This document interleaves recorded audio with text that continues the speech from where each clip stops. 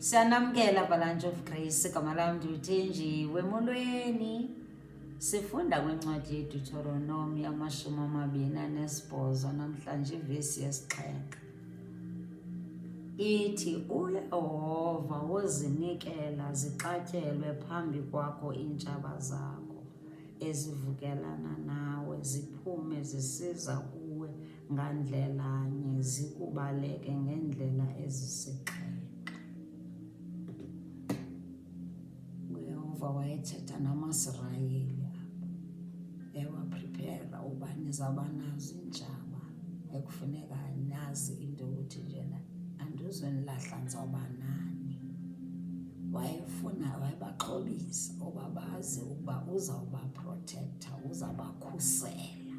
Namhlanje eli lizwe lithetha nathi yoba xa sidibana neentshaba zisazi uba asisodwanga, zisazi uba uYehova uzawusinika i-protection, uzawusinika namandla okufeyisana neentshaba zethu. Asisodwanga xa sijongene neentshaba, ii-problems, asijongene neengxaki, zininzi iingxaki. Kodwa xa ukuloo ngxaki wazi uba awedwanga, ngoba uthe ziza kuza from one direction, kodwa xa zizawudibana namaxhoba ayakhawuleza ngoba akazukushiya, uzawube enawe. They will flee in 7 directions. Oh, hallelujah. Lilizwe lakho ke eli. This is your sword. Etshoyo into yoba xa udibana neentshaba, ngoba zizawuza noba uzenzanga nto, ziza kuza. Kodwa uze wazi into yoba awedwanga, uza kulwela umaxhoba ayakhawuleza. Nawe uzawukhona ume naye, ume ngelizwi, uthandaza. Xa esithi uYehova uyasilwela akutsho into yoba thina masithule. Funeka nathi sibe active, sibe involved. Sazi ukuthi njena sihleli kwilizwe lakhe ngoba usinike ilizwe lakhe. Uyasilwela uYehova. Jonga phayana kwi-2 Chronicles 20 uverse 17. Babejongene notshaba pha, iintshaba ezazisoloko zilwa nabo pha. Kodwa ke nali ilizwi elavelayo livela kumaxhoba ayakhawuleza lathi verse 17.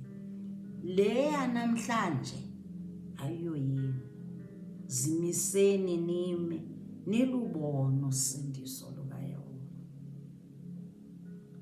Onani, uYehova unathi, namaYuda neYerusalem. UnamaYuda neYerusalem wayethetha nabo ngoku. Ngoko wayethetha nabo, uthetha nathi ngoku. uYehova unathi. Athi musani ukoyika, musani uqhiphuka umbili. Athi phumani ngomso, nibahlangabeze, hlangabeze iintshaba zenu.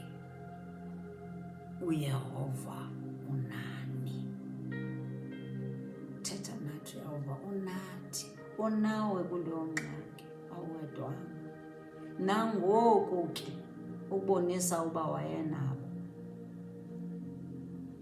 Akukho nto zange baphakamise ezingalo, basabacula nje kuphela. Bacula, iintshaba zabo zabulala.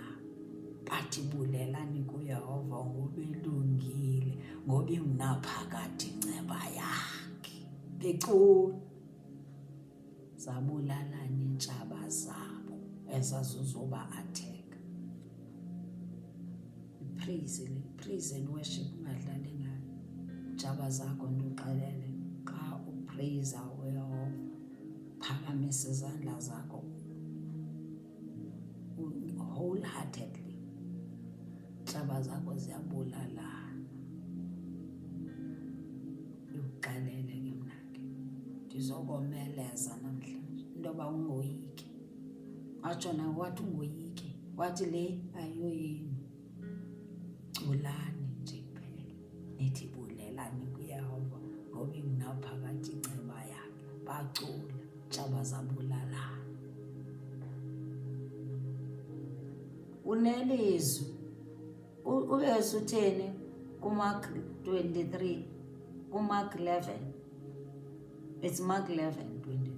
Wathi uYesu talk to the mountain, wathi we must speak to the mountains, masithethe neengxaki, iingxaki masithethe nazo zo. Ilizwi, sikhuphe ilizwi, sithethe nazo.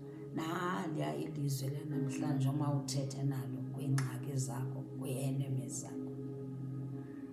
LikuDaniel 5. Daniel 5 verse 27.